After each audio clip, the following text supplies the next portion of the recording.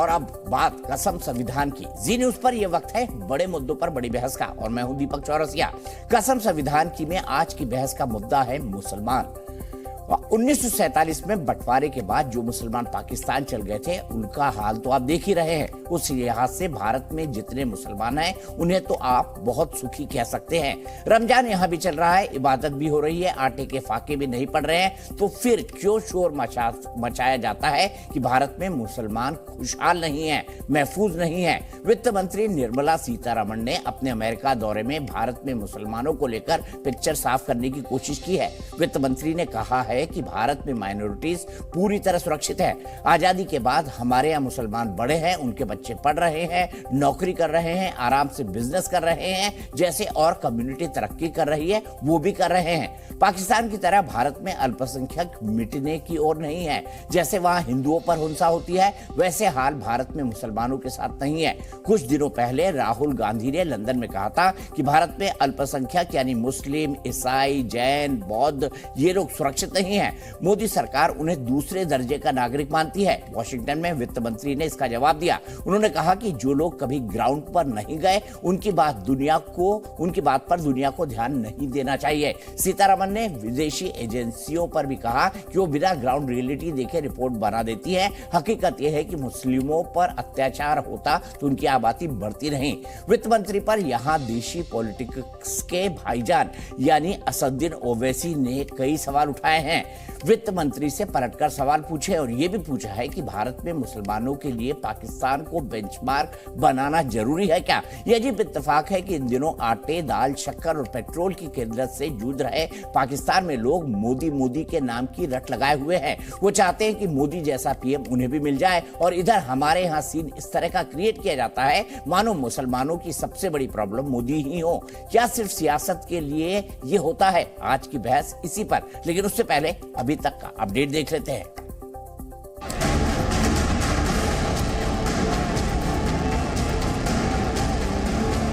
India has the second largest Muslim population in the world. And the population is only growing in numbers. If there is a perception or if there's in reality, I would ask, will this happen in India in the sense, will the Muslim population be growing than what it was in 1947?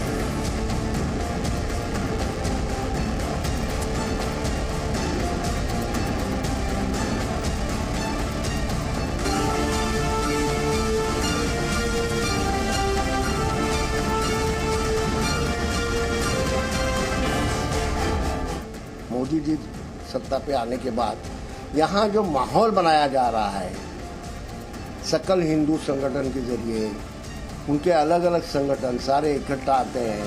कुछ लोग यहाँ गड़बड़ी करते हैं, वो गड़बड़ी करने वालों को कहाँ न कहाँ रोकना चाहिए। ये सरकार रोकती नहीं, ये सबसे बुरी बात है। मुसलमान की दाढ़ी खतरा है, मुसलमान की टोपी खतरा है, मुसलमान का खाना पीना उड़ना बिछोना उनको खतरा है। तो बीजेपी जो है मुस्लिम आइडेंटिटी के खिलाफ है।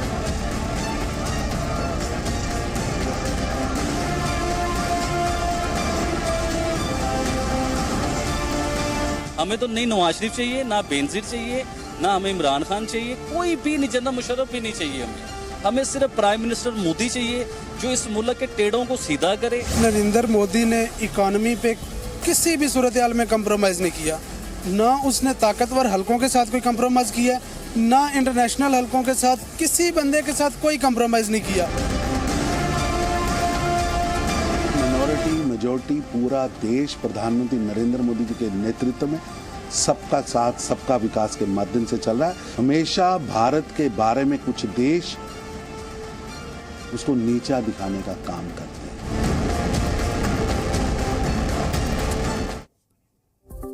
बात कई सारी होती है यहाँ पे राजनीतिक नैरेटिव के अंदर कि मुसलमानों को डराया जा रहा है, सताया जा रहा है, लिंचिंग करी जा रही है। यहाँ तक कहा दिया गया कि इनका तो जो है इनको देश से निकालने का ही प्लान है। सीए एनआरसी का जो मूवमेंट हुआ था शाहीन बाग में, वहां पर इस बात को जोर शोर से बोला गया था। तमाम मुद्दों पर बात करेंगे। क्या दाढ़ी टोपी खतरा है बीजेपी के लिए क्योंकि ये मुसलमान रखते हैं, इस सवाल पर भी बात होगी क्योंकि हमारे भाईजान कह रहे हैं यानी असदुद्दीन ओवैसी साहब कि ये आइडेंटिटी के ही खिलाफ हैं। ये क्यों होता है, इसके पीछे की राजनीति क्या है, इसको भी समझेंगे। ये भी समझेंगे कि माइनॉरिटी स्टेटस वाले लोग भारत में फल फूल रहे या नहीं, ये सवाल भी सामने रखेंगे। मेरे साथ प्रेम शुक्ला होंगे, भारतीय जनता पार्टी के राष्ट्रीय प्रवक्ता। मेरे साथ प्रोफेसर जुनैद हैरिस होंगे, इस्लामिक स्कॉलर हैं, प्रोफेसर हैं। मेरे साथ राजकुमार भाटी जी हैं, प्रवक्ता है, राष्ट्रीय प्रवक्ता है समाजवादी पार्टी के। दानिश कुरैशी साहब है, लीडर है AIMIM के। और DK दुबे साहब है, RSS से जुड़े हुए हैं, वकील हैं, विचारक हैं और साथ ही साथ अपनी बड़ी स्ट्रांग ओपिनियन कई इश्यूज के बारे में रखते हैं और हमारे यहाँ समय समय पर हमसे जुड़ते हैं। सीधे मैं शुरुआत करूंगा दानिश कुरैशी साहब। कई सारे ट्वीट कर दिए आज तो, लेकिन लिखने में दिक्कत हुई होगी भाईजान को, इसलिए क्योंकि उनके पास सिर्फ एक ही बात पे नैरेटिव बनाने की कोशिश की है, मुसलमानों के लिए बेंचमार्क पाकिस्तान है क्या? भाई इसी पाकिस्तान के लिए हिंदुस्तान के उत्तर प्रदेश बिहार के मुसलमानों ने वोट दिया था कि हाँ हमको अलग पाकिस्तान चाहिए, इसीलिए तो बेंचमार्क है। देखिए दीपक जी, मुझे ऐसा लगता है कि भारतीय जनता पार्टी का शासन जब से केंद्र में आया है तब से वो भारत की तुलना जो है वो पाकिस्तान से करते जाते हैं। खैर वो करें, उनका प्रॉब्लम है। मुझे लगता है कि दुनिया में जो स्ट्रेंथेबल इकोनॉमी है, जो मजबूत डेमोक्रेसी है, उनके साथ हमारी कंपटीशन चल रही है भारत की। बजाय इसके अब भाजपा के पास हिंदू मुसलमानों के सिवाय कोई मुद्दे रहते नहीं है, तो वो सीधे चले जाते हैं। कोई मुद्दा है AIMIM के पास हिंदू मुसलमान करने के अलावा? मैं बताऊं बहुत सारे मुद्दे हैं। बताइए ना, क्या मुद्दा है आपके पास? मैं विस्तार से बताऊंगा। मतलब आपका दिल था कि सुनिएगा। टाइम कहाँ होता है? टीवी में तो कट टू कट बात करनी पड़ती है दानिश भाई, और आप बहुत अच्छी तरह जानते हैं। तो कट टू कट सुनिए। देखिए सुनिए, देश में केंद्र में जिस पार्टी का शासन है उसके सांसद, वर्तमान सांसद वहां पे एक सभा लगाते हैं और उसमें ये कहते हैं कि वर्ग विशेष मुसलमानों से आप कुछ मत खरीदिए, इनका सोशल बाइकॉट करिए। ऐसा हुआ क्या? प्रधानमंत्री जी बताइए, बिल्कुल नहीं हुआ क्या? नहीं हुआ। हाँ तो बताइए ना। अब इसके बाद मैं आपको बताऊं, कहीं का ईंट कहीं का रोड़ा। दानिश कुरैशी जी आपने नहीं। देखिए, शासन वर्ग के किसी भी नेता का जो चालू सांसद है दीपक जी, उनकी बात को हल्के में कैसे ले सकते हैं? पकड़ लो, एक अपराध के इंसिडेंट को पकड़ लो, भारत को बदनाम करो। आगे बताओ। अच्छा सुनिए, तो आगे तो सुनिए। दूसरी एक सांसद उनकी ये कहती है कि घर के चाकू को धार लगा लीजिए, सिर्फ सब्जी काटने के लिए मत रखिए, तो बाकी क्या काटने की क्या रहे। तीसरी तरफ आप देखिए, धर्म संसद लगती है 20 लाख मुसलमानों के कत्ल के मामले को लेकर। तो ये आप बताइए क्या क्या किया पता है ना आपको? वो जितने हैं सब जेल घूम के आ गए हैं। मुद्दा बनाने के लिए बोल दीजिए, जेल घूम के आ चुके हैं वो सबके साथ। वो धर्म संसद में जिस चीज से बोला जेल घूम के आ चुके हैं। दीपक चौरसिया जी, बिल्कुल उनको जेल जाना ही चाहिए। न्यायालय अपना काम कर रहा है, लेकिन मोदी सरकार को जितनी सख्ती से उन मामलों को से निपटना चाहिए, सख्ती से नहीं निपटना चाहिए। जेल भेज दिया, फांसी चढ़ा दे क्या? सर तन से जुदा कर दे। प्रावधान अगर प्रावधान हो तो करा देनी चाहिए। अगर कानून में प्रावधान है तो करा देनी चाहिए। जुदा हुए ना दानिश भाई, कानून में अगर प्रावधान है तो चढ़ा देना चाहिए। उनके आश्रम में तो बुलडोजर नहीं चला। आप कानून मानते हैं दानिश कुरैशी जी? वो सर से जुदा जो जिन्होंने बोला और किया वो क्या था ये बताइए। नहीं आप ये बताइए, हम कानून नहीं मानते, आप ये कह रहे हैं ना? ये सर से तन से जुदा नाना कानून मानने वाला है, बताइए ना। नहीं, मुझे ये बताइए 20 लाख मुसलमानों का कत्ल की बात करने वाले के जेल घुमाए कब चलेगा? जेल बुलडोजर चला कब चलेगा? बुलडोजर कई में चले बुलडोजर, उनमें से भी कई है जिनके बुलडोजर। अब ये नहीं है तो ये चल कोई बात नहीं, आप स्वतंत्र हैं, आप कोई भी राय रख सकते हैं। लेकिन पाकिस्तान बेंचमार्क क्यों है? मैंने आपको समझा दिया। ये वही देश था जो भारत और पाकिस्तान बढ़ गया 1947 में। भारत के कई मुसलमानों ने भी वोट दिया था, जा नहीं पाए, ये अलग बात है। मैं सीधे प्रेम शुक्ला जी के पास चलूंगा। प्रेम शुक्ला जी, ये नेरेटिव भारत में कि भारत के मुसलमान, अब तो लोग बोलते हैं माइनॉरिटीज, बौद्ध, जैन, इन सब के बारे में बोलते हैं वो असुरक्षित है। बताइए क्या कहेंगे इस नेरेटिव के बारे में? और पाकिस्तान कह रहा है मोदी मोदी। देखिए, पूरे विश्व में उस देश का नाम बताइए जहां भारत से अधिक सुरक्षित माइनॉरिटी है। एक देश का नाम बताएं। बता अमेरिका दीजिए में दानिश कुरैशी जी। लोग जो हैं अरे जितनी भी एक देश सुपर का नाम डेमोक्रेसी बताइए ना, है, एक चले देश का जाइए। नाम। फायरिंग कर देते हैं। अरे ब्रिटेन चले जाइए, यूरोप चले जाइए, आप अमेरिका चले जाइए, जहां वाशिंगटन में बैठे फ्रांस में कार्टून बनाने वाले का क्या किया माइनॉरिटी आपने? सुरक्षित है या सर नहीं तन से है? जुदा कर दिया। वहाँ माइनॉरिटी सुरक्षित है या नहीं है, बताइए आप। फ्रांस आप जहाँ बैठ के भाषण ठीक कर है, हो रही गया, थी हो गया। निर्मला जी, फ्रांस में, वहाँ यूरोप में, minority ब्रिटेन सुरक्षित है या में, ब्रिटेन में क्या हो रहा है अभी पता नहीं आपको, प्रेम शुक्ला जी। नहीं, अच्छा आप बताइए ना। मैं बताता हूँ, अभी बताता हूँ, रुक जाइए, बताता हूँ। ऑर्गेनाइजेशन ऑफ इस्लामिक कंट्रीज के डिफरेंट रेजोल्यूशंस कहते हैं कि यूरोप में माइनॉरिटी के साथ भयंकर भेदभाव होता है। अब जो है ब्रिटेन में इसके तमाम किस्से मौजूद हैं, तमाम मुकदमे चले हैं, यूनाइटेड नेशंस में इस बात पर बहुत सारी बातें हुई है, चर्चा हुई है। और अमेरिका में आज भी एयरपोर्ट पर अगर कोई, जैसे शाहरुख खान जो यहाँ के बड़े स्टार हैं, वह भी जाते हैं तो कैविटी चेक उनका होता है साहब, कि उनके शरीर में जितने साहब वो भी तो हमारे छिद्र रक्षा मंत्री का भी सब हुआ था, में आप बोल गए यंत्र शुक्ला जी। प्रवेश दीपक जी को कराकर याद उनसे दिलाइए, चेक होता रक्षा मंत्री है। जी का क्या हुआ था तो वहाँ? ये भाई अजीब मामला अच्छा है। दानिश, एक एक करके बोलते हैं, एक एक करके बोलते हैं। मैं उनसे भी सवाल पूछूंगा, आपसे भी पूछूंगा। बताइए क्या हुआ था चलिए, जॉर्ज फर्नांडिस के साथ? प्रेम शुक्ला जी जोड़ दीजिए, दानिश जी ने सवाल उठाया। जॉर्ज फर्नांडिस का कैविटी चेक नहीं हुआ था, उनको अलग चेक इसलिए किया था कि उनके बारे में प्रो एंटी अमेरिकन उनका स्टैंड था हमेशा से। जॉर्ज फर्नांडिस साहब जो है वो सोशलिज्म को मानने वाले, जो अमेरिकी विरोधी जो धुरी थी उसके एक महत्वपूर्ण नेता थे, इसलिए उनका अलग से चेक किया था, कैविटी चेक नहीं किया था। उनको टेरर जो है वो क्लासिफिकेशन में नहीं ले गए थे। कृपया इसको समझने की कोशिश करें। और ये सामान्य लोगों को भुगतना पड़ रहा है दानिश जी। और ये पाकिस्तान, बांग्लादेश, सीरिया, जो अन्य देश है ना, जिनको आप इस्लाम के जो है वो स्वर्ग कहने की स्थिति में हो, जो इस्लामी तो जो नया जो एक इस्लामी पंथ आया है, जो इस्लामी कंट्री ही जो है उसी को मानता है कि ये मुसलमानों के रहने लायक है, और जो इस्लामी कंट्री नहीं, नॉन इस्लामिक कंट्री है, वो मुसलमानों के रहने लायक नहीं है, समझौते से रहो और तमाम की नीतियां या उनके विरोध में रहो। तो उसके हिसाब से जो देश है, आप कृपा करके बताइए ना, कौन सा देश जो है उसमें माइनॉरिटी? पाकिस्तान अभी आपका बगल में कह रहा हूं, सीरिया देख लीजिए, सऊदी अरेबिया में वो स्वतंत्रता मुसलमानों को प्राप्त है क्या? वहां तो जो है अभी अजान पर जो है लाउड स्पीकर बनाने ने प्रतिबंध लगा दिया। यहाँ सुप्रीम कोर्ट में 2000 में कह दिया। आपको 22 में कोई कह देता तो कहते माइनॉरिटी पे हमला हो गया।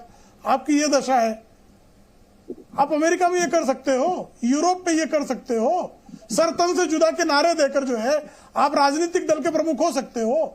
और यूरोप और अमेरिका में जिन रजाकारों की पार्टी आई, AIMIM है ना, 60,000 हिंदुओं का कत्लेआम, जिसको भाग्यनगर मुक्ति संग्राम कहते हैं, राष्ट्रीय स्वयंसेवक संघ, उसमें वो हैदराबाद मुक्ति आंदोलन जिसे लोग कहते रहे, 60,000 हिंदुओं का नरसंहार जिन रजाकारों ने किया, उन रजाकारों की पार्टी AIMIM है। और उस पार्टी के प्रमुख जो हैं वो जब सेकुलरिज्म पर भाषण देते हैं तो ऐसे लगता है कि यजीद आज कुरान शरीफ की कसम खा रहा है।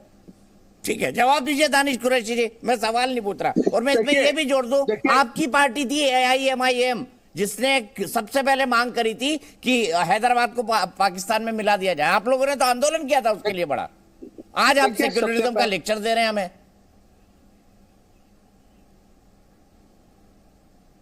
फर्नांडिस पे बात कही है, मैं आपको बता दूं, जॉर्ज फर्नांडिस की बात छोड़िए, खुद मोदी जी के वीजे के मामले में अमेरिका का क्या स्टैंड था? दानिश कुरैशी जी, गंगा में कितना पानी बह चुका है, आप वीजे पे ही खड़े हैं। अरे वो प्रधान, सुनिए दीपक जी, मैं खत्म कर लो। दिक्कत क्या है, मुझे इस बात का जवाब दीजिए ना, क्या AIMIM वो पार्टी नहीं थी जिसने पृथक पाकिस्तान का समर्थन किया और साथ ही साथ कहा कि हैदराबाद को पाकिस्तान के अंदर मिला दिया जाए? उग्र प्रदर्शन। और आप कहते हैं कि पाकिस्तान को बेंचमार्क मत मानिए। सुनिए, यूनिवर्सल फैक्ट ये है कि आज हम यहाँ मौजूद हैं, हम भारत के पक्ष में थे और भारत के साथ हैं। वो लोग जो अंग्रेजों की मुखबिरी कर रहे थे, सर इतिहास को कहां से जुटला देंगे आप? भारतीय जनता पार्टी और संघ परिवार के लोग देश को देशभक्ति का पाठ पढ़ाएंगे। दीपक जी, इससे बड़ा मजाक हो सकता है क्या? सुनिए, रजाकार थे अंग्रेजों के चट्टू, जो अंग्रेजों के मुखबिर थे, अंग्रेजों के चट्टू रजाकार थे। हम तो इतिहास कहाँ से पढ़ के आए? कौन से मदरसे से इतिहास पढ़ के आए? कौन से मदरसे से इतिहास पढ़ के आए? मदरसा, ये जो आपका मदरसा छाप इतिहास है ना, उसकी कोई वैल्यू नहीं। चीखो मत, शुक्ला जी आप बोल रहे थे, चीखने से जो है झूठ सच नहीं हो प्रेम शुक्ला जी जाएगा। बोल लेने दीजिए। दानिश भाई मुद्दे पर बात करिए ना, इधर उधर मत भागिए, मुद्दे पे बात कीजिए। आपसे सीधा सवाल पूछा, इसको घुमाइए मत। भाई आप बोल रहे हैं ना पाकिस्तान बेंचमार्क कैसे है, मैं जवाब दे रहा हूँ इसलिए क्योंकि आप ही की पार्टी है IMIM ने कहा था कि ये पाकिस्तान बने ना, हैदराबाद भी पाकिस्तान में शामिल हो। के लिए होगा, हमारे लिए पाकिस्तान बेंचमार्क नहीं है, हमारे लिए तो दुनिया के दूसरे मुल्क जो मेरे लिए क्यों होगा भाई, वहाँ मोदी चिल्ला रहे लोग। दानिश कुरैशी जी, हमारे मुल्क का दस्तूर जो है वो हमें समानता का अधिकार देता है, सोशल, इकोनॉमिकल और पॉलिटिकल। और ये डिस्क्रिमिनेटिव पॉलिटिक्स केंद्र में मोदी जी की सरकार जब से आई है तब से पॉलिटिकल डिस्क्रिमिनेशन शुरू हुआ है, और उनके सांसद सरे आम कह रहे हैं कि इनका सोशल डिस्क्रिमिनेशन भी शुरू किया जाए। इस पे आप क्या कहेंगे? कसम संविधान की खाते हैं तो संविधान के जो क्लॉजेस हैं उसका अगर पब्लिक, चलो इनके सांसद ने कहा होगा जो जैसा कहेगा वो वैसा भरेगा। हिंदुस्तान का कानून बड़ा साफ है, जो जैसा कहेगा वो वैसा भरेगा। मुझे प्रेम शुक्ला के ब्याह पर जवाब देने की जरूरत नहीं, लेकिन मैं सिर्फ इतना कह सकता हूं, एक इंसिडेंट बता दीजिए डिस्क्रिमिनेशन का। आप चिल्ला के अभी ऑर्गेनाइजेशन ऑफ इस्लामिक कोऑपरेशन में चले गए होते, ऑर्गेनाइजेशन ऑफ इस्लामिक कंट्रीज जो है, आप चले गए होते चिल्ला के। मैं बताऊं डिस्क्रिमिनेशन का एक हिस्सा। देखिए जिस तरह से राजस्थान में एक कन्हैयालाल व्यक्ति की हत्या हुई, 24 घंटे में उनकी गिरफ्तारी हुई, 1 करोड़ रुपए मुआवजा मिला मेरे भाई। राजस्थान में सर तन से जुदा किसने लगाया? दानिश कुरैशी जी, हमने उसकी निंदा की। सुनिए आप दूसरी निंदा करके खुश हो गए। सुनिए नासिर और जुनैद को जिंदा जला दिया गया। अब सुनिए, लेकिन गर्दन तो कर दी ना दानिश जी, आपने निंदा कर दी लेकिन काटने वालों ने गर्दन काट दी ना, क्या ये एक्सेप्ट नहीं है? अरे सुनिए, बिल्कुल गलत हुआ जो हुआ। अब आगे तो सुनिए। अच्छा, बस हो गया। नासिर और जुनैद को जिंदा जलाने वालों की नासिर और जुनैद, नहीं आप चलिए इस पे बात कर लेते हैं। आज शासनकाल में ठीक है, हरियाणा के अंदर में कट्टरपंथियों की महासभा भरी जाती है, और वो ये किसी की भी हत्या नहीं होनी चाहिए, पर वो थे कौन? 25,000 के इनामी बदमाश जिनको लेकर आज दुनिया भर में चिल्लाया जा रहा है। 25 और 50,000 के इनामी बदमाश जिनको लेकर दुनिया भर में चिल्लाया जा रहा है कि माइनॉरिटी। अरे सर वो एक क्राइम की घटना है, समझे आप दानिश कुरैशी जी? क्राइम की घटना है। अरे महापंचायत हरियाणा में लगती है और वो ये कहती है कि राजस्थान पुलिस आएगी अपने पैरों पे, जाएगी नहीं, उनके ऊपर किसी पे FIR नहीं होती। प्रेम शुक्ला जी जवाब दीजिए, आपकी सरकार FIR नहीं हो रही, जिन्होंने कहा राजस्थान पुलिस आएगी चलकर, जाएगी अपने पैरों पे नहीं। बताइए प्रेम शुक्ला जी, जवाब दे दीजिए सीधे सीधे दानिश कुरैशी जी के इल्जाम का। नहीं, ये आक्रोश तब व्यक्त हुआ जब राजस्थान पुलिस ने आके एक गर्भवती महिला को जो है इस तरह से पीटा कि उसका गर्भपात हो गया।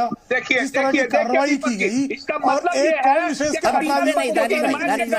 और इस तरह के आक्रोश नहीं संवैधानिक है, ये विधि पूर्वक नहीं है। अगर कोई इस तरह का भी आक्रोश करता है तो हम उसका भी निषेध करते हैं। किसी को भी कानून और व्यवस्था को अपने हाथ में लेने का अधिकार नहीं है। लेकिन बमबाजों के साथ जो है, बमबाजों के लिए जो है अल्लाह अकबर का नारा लगाने वाले अब हमको सबक सिखाएंगे। याकूब मेमन की अर्थी उठाकर जो है इस्लाम की एकता की जो बात, उम्मत की एकता की जो बात करते हैं, ऐसे नर पिशाचों के समर्थक जो है वो सिखाएंगे हमको हरियाणा कब चलेगा उन महापंचायत के कट्टरवादियों के खिलाफ बुलडोजर? बताइए। जहां आवश्यकता होगी चलाएंगे, जिहादियों के चमचों से थोड़े पूछेंगे। प्रदेश की पुलिस को वो चैलेंज कर रहे हैं और आपको आवश्यकता नहीं लगती। देखिए दीपक जी, जिसपे कानूनन संविधान सम्मत चलाना होगा उस पर चढ़कर बुलडोजर चलाएंगे।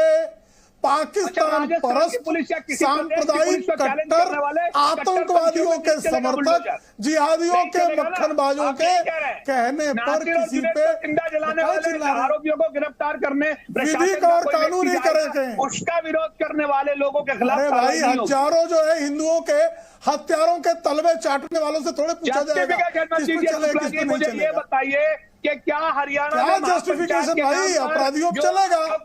आपसे पूछ के बुलडोजर चलाया जाएगा? जो दहशतगर्द माइंडसेट के लोग मैं भी आपके सामने रखता हूँ। मैंने हाल ही में एक सीरीज चलाई थी मेवात के बारे में। होता है हिंदू जमा होगा तो कट्टरपंथी, और आपके जिहादी जमा हो जाए तो उदार नहीं है। नहीं तो वो राष्ट्रभक्त है। राजस्थान की पुलिस के नाम की धमकी देगा वो, पुलिस को किसान भी धमकी देता तो कट्टरपंथी हो जाएगा। शुक्ला जी ये बताइए, फिर तो ओवैसी को जो है कट्टरपंथी, अपराधी, आतंकवादी ऐसा नवाजना पड़ेगा भाई। और रजाकारों की औलाद मुझे ये पाकिस्तान बताइए परस्त शुक्ला जी, रजाकारों कि की किसी औलाद आरोपी को असदुद्दीन गिरफ्तार करने ओवैसी के को लिए क्या कोई स्टेट की पुलिस चलिए आगे जाएगी बढ़ते हैं। और उस दानिश पुलिस को- भाई आपके पास पाकिस्तान पूरे परस्त 140 रजाकारों करोड़ की के देश औलाद में एक जगह है जिसको आप मुद्दा क्या बनाने की कहा कोशिश जाए? कर रहे हैं। पूरे 140 करोड़ की जेब में अपने नैरेटिव को साधने के लिए सिर्फ एक जगह है जिसको मुद्दा बनाने की आप कोशिश कर रहे हैं। आपने कहा बेंचमार्क पाकिस्तान, क्यों? मैंने बताया पाकिस्तान इसलिए क्योंकि आप ही की पार्टी थी जो सबसे प्रमुख समर्थक थी उसकी। लेकिन मैं बहस को आगे बढ़ाऊंगा, मैं सीधे यहां से डीके दुबे जी के पास जाऊंगा। डीके दुबे जी, क्या एआईएमआईएम वो पार्टी नहीं थी जिसने बकायदा पृथक पाकिस्तान का समर्थन किया और कहा हैदराबाद निजाम पाकिस्तान में शामिल हो जाए? वो अगर शायद सरदार पटेल ना होते तो हो भी जाता। नहीं, आप मुझे लगता है कि केवल समर्थन की बात कर रहे हैं। ये केवल समर्थन नहीं था, वहां नरसंहार हुआ था।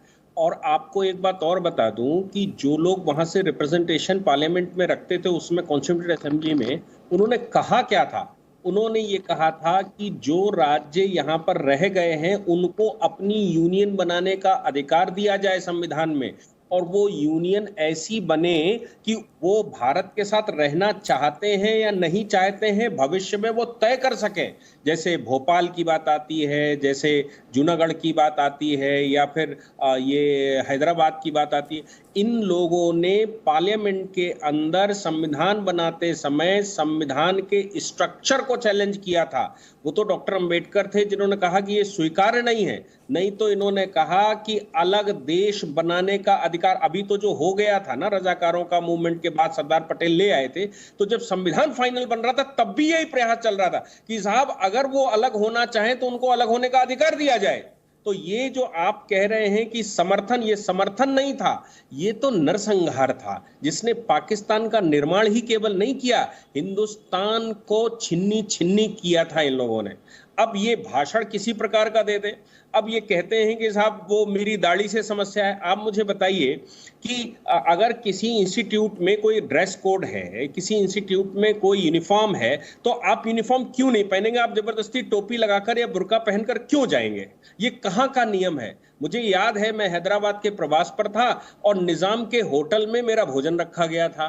साहब वहां पर उन्होंने कह दिया कि चप्पल पहन के आप अंदर नहीं जा सकते, हमारे यहाँ की यूनिफॉर्म है होटल की और आपको जूता पहन के जाना पड़ेगा। आप अपनी यूनिफॉर्म ये ऐसी नहीं पहन सकते जो आप कुर्ता पैजामा पहने हुए हैं। आज की साहब हमारी यूनिफॉर्म ये है।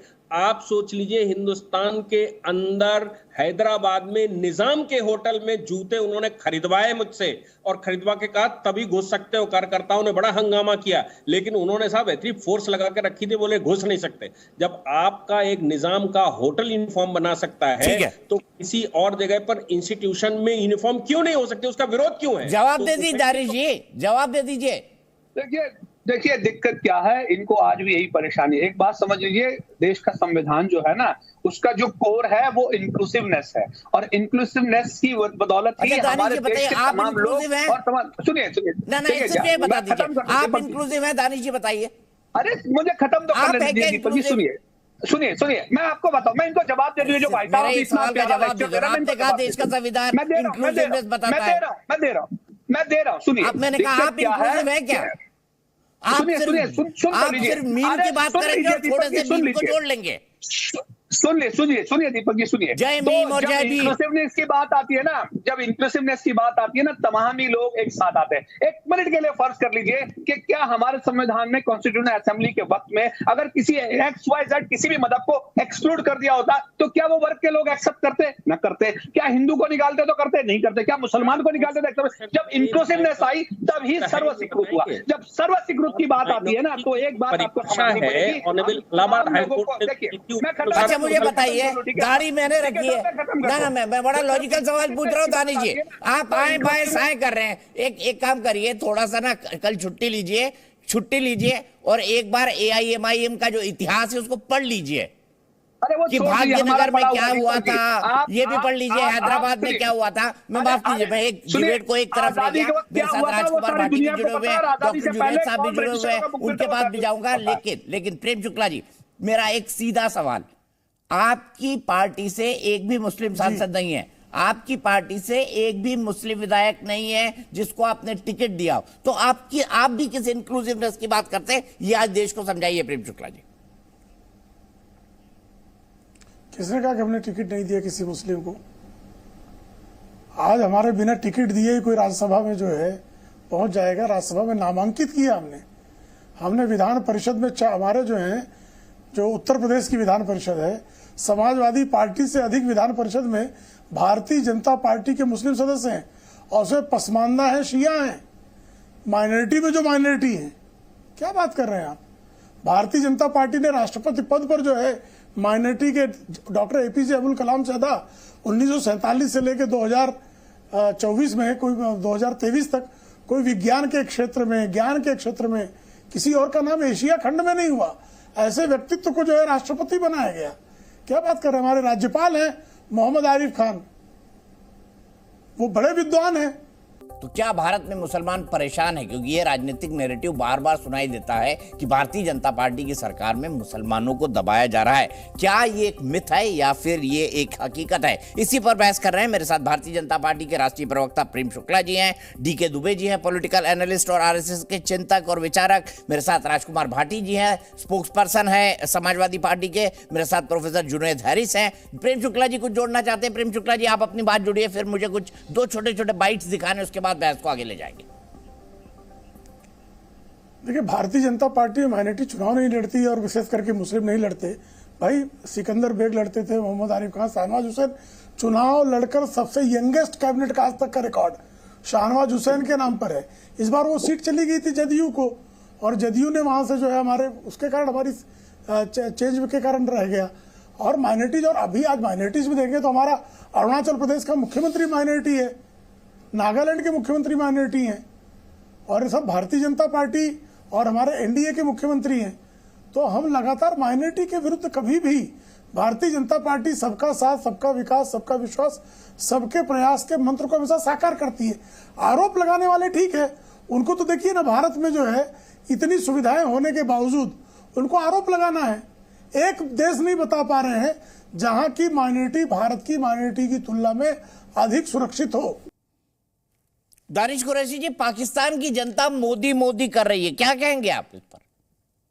देखिए, वो पाकिस्तान जाने, उसका काम जाने, और मोदी जी को या भारतीय जनता पार्टी को ज्यादा मोहब्बत है तो वो वहां भी जाके चुनाव लड़ ले, उससे हमें कोई प्रॉब्लम नहीं है। हम भारतीय हैं और हम भारत की बात करेंगे। दुनिया में किसी को क्या अच्छा लगता है, क्या बुरा लगता है, उनकी अपनी चॉइस होगी। हम बात कर रहे हैं, देखिए सबसे बड़ी बात क्या है, सीतारमण जी को ये बात क्यों कहनी पड़ी, इस पर आपको आना पड़ेगा दीपक जी। भारतीय जनता पार्टी को इस पे बात करनी पड़ेगी। एक सवाल प्रेम शुक्ला जी ने उठाया था, उसका एक जवाब दे दीजिए आप, अच्छा सा जवाब, कि भाई कोई ऐसा देश बता दीजिए जहां पर माइनॉरिटीज जो हैं वो भारत से ज्यादा सुरक्षित हों। आपने ब्रिटेन बोला, सबको पता है ब्रिटेन की क्या हालत है। आपने यूरोप बोला, ओआईसी में उनके खिलाफ सैकड़ों रेजोल्यूशन है। आप अमेरिका नहीं कह सकते क्योंकि उनके खिलाफ भी सैकड़ों रेजोल्यूशन है ओआईसी के अंदर। अब बताइए, एक देश बता दीजिए, देखिए सैकड़ों एक देश बताइए जो इस्लाम के लिए सबसे बेहतर। अरे मैं ही बताता हूँ, सुनिए मैं ही बताता हूँ। देखिए दिक्कत क्या है, सबसे पहले तो सीतारमण जी को ये कहना चाहिए वॉशिंगटन में बैठ के कि आपसे ज्यादा बेहतर हम हैं, अगर ओआईसी के ही मापदंड वो बता रही है तो।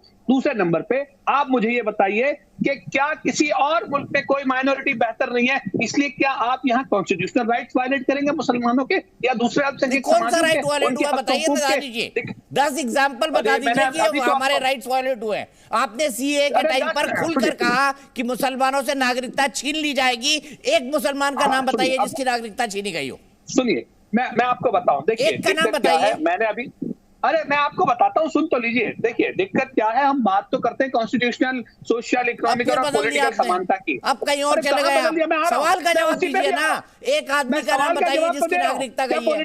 क्या पॉलिटिकल इक्वालिटी है, क्या उनके पॉपुलेशन के मुताबिक उनका प्रोपोर्शनल रिप्रेजेंटेशन है? नेता है ओवैसी साहब, जो बनाता है वो बोलते हैं, जो बनाता है वो ट्वीट करते हैं। ये आप बात बदल रहे हैं। आप बताइए कि उनके एजुकेशनल इदारे माइनॉरिटी के जो हैं, चाहे अलीगढ़ मुस्लिम यूनिवर्सिटी या दूसरे इदारों के, उनका तो बजट एलोकेशन कम हुआ किया जा रहा है। इनके एक मुख्यमंत्री तो ये कहते हैं कि हम एक भी मदरसा नहीं छोड़ेंगे, फिर प्रधानमंत्री जी बन की क्या रहना चाहिए वो। अच्छा, तो फिर प्रधानमंत्री जी से कहिए कि वो इलीगल मदरसों में क्यों मन की बात सुनाना चाहते हैं, पूछिए शुक्ला जी से। नहीं, अगर वो सुनाना चाहते हैं जो इलीगल है वो इलीगल नहीं है, वहां पे मंदिर बने हैं, मस्जिद बने, दानिश कुरैशी जी, इसका जवाब दे दीजिए। सुनिए मेरी बात, मैं तो ये कहता हूं कि जितने भी लीगल या इलीगल आपने मदरसे तोड़े, शुक्ला जी मैं खत्म कर लूं, क्या वहां पर आपने या उसके बदल या उसके अवज स्कूल शुरू किए? एक नाम नहीं बता पाए आप, एक नाम बता दीजिए जिसके कॉन्स्टिट्यूशनल राइट का वायलेशन हुआ है। ओवैसी साहब जो मन में आता है बोलते हैं, उनको किसी ने रोका, उनका किसी ने मुंह पकड़ा? सुनिए, मुझे बताइए बीजेपी के कौन से स्टेट के अंदर में माइनॉरिटी कमीशन है? बताइए, गुजरात में है, महाराष्ट्र में है, पूछिए तो। अच्छा, माइनॉरिटी कौन कौन है? मुझे आज माइनॉरिटी के परिभाषा बता दीजिए। क्या माइनॉरिटी मुसलमान है? अरे सुनिए, सेंट्रल में अगर माइनॉरिटी कमीशन है तो फिर उसका एक्सटेंडेड बॉडी स्टेट में क्यों नहीं है? ना मुझे बताइए ना, माइनॉरिटी कमीशन से क्या मतलब? पूछिए। अरे क्यों मुस्लिम कमीशन ये कह रहे हैं आप? माइनॉरिटी अपने मसले लेके कमीशन के पास नहीं जाएगा? क्यों नहीं जाएगा? अगर आपने एक प्रोविजन रखा है हमारे यहाँ के प्रोसेस में तो आपको खोलने में, यानी आप ये कह रहे हैं? एक बात बताइए, दुनिया की दूसरे नंबर की सबसे ज्यादा मुस्लिम पॉपुलेशन भारत के अंदर रहती है ना? कितनी आबादी होगी उनकी? 20-22 करोड़ तो होगी कम से कम। 30 करोड़। हाँ जी, बोलिए। अच्छा, किसी देश में 20 करोड़ लोग हैं और वो अल्पसंख्यक, ये गणित मुझे समझ नहीं आता है। डेफिनेशन तो आप हटा दीजिए ना, स्टेटस हटा दीजिए। मोदी जी को कहिए, शुक्ला जी बताइए, उनसे कहिए कि हटा दीजिए, ये स्टेटस ही हटा दीजिए आप। ठीक है, आइए प्रेम शुक्ला जी बताइए मुझे। देखिए, ऑर्गेनाइजेशन ऑफ इस्लामिक कंट्रीज में जितने भी नियंता देश हैं, सऊदी अरेबिया है, ईरान, माइनॉरिटी कमीशन पे बोलिए ना शुक्ला जी, मैं उसी पे सुनना चाहता हूं। सुन लीजिए भाई साहब, मैं आपको जो पाकिस्तान परस्त पार्टी के जिहादी समर्थकों के प्रश्नों का उत्तर देने अभी तक पाकिस्तान तो आप कर रहे हैं, उस पर चर्चा करने पाकिस्तान वाले मोदी चाह रहे, वो आप दिखा रहे हैं। हमने तो पाकिस्तान की बात की नहीं। मैं इनको शांति से सुन रहा था भाई साहब, जरा इनको शांत करें। ऑर्गेनाइजेशन इस्लामिक कंट्रीज में जितने देश हैं, उनके जो नियंता देश हैं, उन नियंता देशों की जो आबादी है उससे बड़ी आबादी भारत में रहती है, और उसमें से किसी का भी सेक्टोरियल वायलेंस में भी नहीं है। जैसे सऊदी अरेबिया में शिया को अधिकार है क्या? ईरान में सुन्नी और वहाबी को उसी तरह के अधिकार है क्या? पाकिस्तान की दशा तो पूछिए ही मत। इजिप्ट में कन्फ्लिक्ट है कि नहीं, सीरिया में है कि नहीं है, टर्की में है कि नहीं है, और वायलेंट कन्फ्लिक्ट्स है। भारत में हम वो भी नहीं होने दे रहे हैं। इतना अच्छा मधुर संबंध रख रहे हैं कि भाई कांग्रेस के जमाने में मुझे याद है जब शिया मुहर्रम का जुलूस निकालता था तो सुन्नी हमला करता था। मैं साक्षी हूं, चोर बाजार में सैफी मंजिल में जैसे शुरू करते थे मुहर्रम का मरसिया, यहां सुन्नी चोर बाजार के मौलाना कश्मीरी की मस्जिद से निकलकर पत्थर मारते थे आपस में। हम वो भी नहीं होने दे रहे, इतना सुरक्षित रख रहे हैं। लेकिन इनको नहीं साहब, यहाँ ऐसा है, वहां वैसा है, एक देश का नाम दोनों जन नहीं बता पा रहे जहां की माइनॉरिटी वहां यहाँ की माइनॉरिटी की तुलना में ज्यादा सुरक्षित हो। ठीक है, ज्यादा प्रोफेसर जुनैद हैरिस, बहुत देर से सवाल चल रहा है, मैं आपसे जवाब चाहता हूं। माफ कीजिए, लेट आया आपके पास क्योंकि बार बार आपका कनेक्शन आता रहा जाता रहा, आपको मैंने सवाल पूछे तो आवाज नहीं मिली। बड़ा सीधा सवाल है जो प्रेम शुक्ला जी ने उठाया है इस बहस के दौरान। एक ऐसा देश बता दीजिए जहां पर माइनॉरिटीज भारत से ज्यादा सुरक्षित हो। पहली बात तो मैं ये बता दूं कि हम अपने देश से बेहतर किसी देश को समझते नहीं हैं कि हम उसको अपने से बेहतर बताने की कोशिश करें। लेकिन दूसरी बात मैं ये बता दूं कि कम से कम पाकिस्तान की जो लोग सुने, मैं बात कर रहा हूं, मेरी आवाज पहुंच रही है या नहीं पहुंच रही, पहले ये बता दें। पहुंच रही है, बिल्कुल अच्छे से पहुंच। अच्छा, चलिए, बहुत अच्छी बात है। तो मैं ये कह रहा था कि हम भारत से बेहतर किसी देश को नहीं मानते हैं कि हम उससे तुलना करें, और ख़ास तौर से मैं पाकिस्तान के हवाले से कह दूं कि उस नाकाम देश से हमारा क्या मुकाबला है भाई। और ख़ास तौर से वो देश तो हमको काट करके बनाया गया है, जिन लोगों ने बनाया है हम उन्हें कमज़ोर कहते हैं। हम तो उस परंपरा की बात हमेशा करते आ रहे हैं जिसको मौलाना आज़ाद ने कहा था कि अगर इस मुल्क को आज़ादी भी मिले और हिंदू और मुसलमान अलग कर दिए जाएं तो हमें वो आज़ादी नहीं चाहिए। तो हम तो उस परंपरा की बात जो लोग इस मानसिकता के तहत बात कर रहे हैं, वो आज़ादी क्यों ले ली जी? अब कौन सी आजादी? मुल्क बांट के आजादी भाई। पाकिस्तान अलग हो गया, भारत अलग हो गया। मौलाना आजाद तो कहते थे वो आजादी हमें मंजूर ही नहीं है, तो वो आजादी क्यों ले ली अंग्रेजों से? फिर सुनिए, अंग्रेजों से आजादी क्यों ली? जी आपका क्या सवाल है? प्लीज एक बार और कर लीजिए। असल में कनेक्टिविटी मेरे यहाँ थोड़ी खराब है शायद। आपने क्या क्वेश्चन किया? प्लीज कोई बात नहीं, आप अपनी बात कह दीजिए, छोड़ दीजिए, हम सवाल जवाब में उलझते ही नहीं, आप अपनी बात कह दीजिए। नहीं, आप सवाल कीजिए, आप सवाल करें प्लीज। ना, मेरा सवाल ये है कि आपने कहा कि मौलाना आजाद ने कहा था कि अगर भारत और पाकिस्तान बढ़ गए तो ऐसी आजादी हमें चाहिए ही नहीं, तो फिर ऐसी आजादी क्यों ले ली जिसमें भारत और पाकिस्तान बढ़ गए? तो हमने कहां आजादी ली? हम तो आज भी कहते हैं कि वो नाकाम मुल्क है, हम उसे मुल्क मानने को तैयार नहीं हैं। हम तो अखंड भारत वाले लोग हैं, हम ब्रिटिशर से आजाद हो गए और आजाद जो सियासी लोग संविधान बना वहां पर। तो मौलाना आजाद जब बात कर रहे थे कि हमको ऐसा कटा हुआ मुल्क चाहिए ही नहीं, तो ऐसी आजादी क्यों ली अंग्रेजों से? यही तो पूछ रहा हूं मैं तो आपसे कह रहा हूं ना कि हम तो जिन लोगों ने हमें वो आज़ादी नहीं चाहिए मौलाना आज़ाद ने कहा था, और हमने उसी परंपरा को निभाया है। और हम इस मुल्क में रहते हैं जहां की सभ्यता, जहां पर डिफरेंट टाइप की आस्था और डिफरेंट टाइप की पूजा पद्धति पाई जाती है, और हम मिल करके देश निर्माण की बात करते हैं।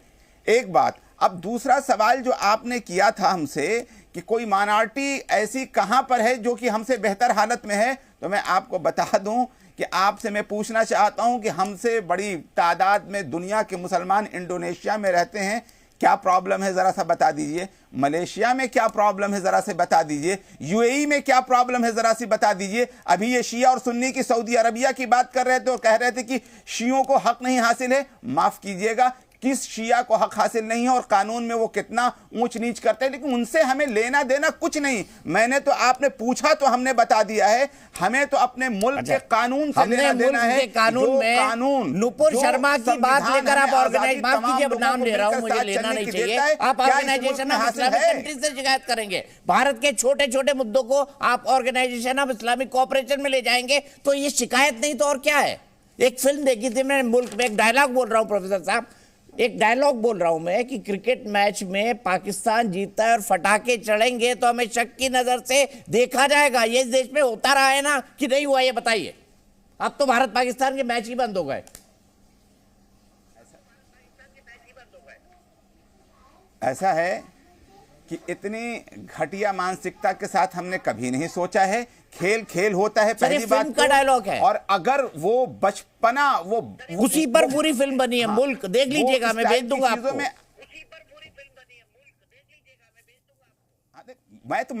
मैं आपको बता रहा हूं, ये बताइए कि मुल्क जिस कानून के तहत आजाद हुआ था, क्या उसी के तहत मुसलमान यहां पर हैं? मैं आपसे पूछ रहा हूं।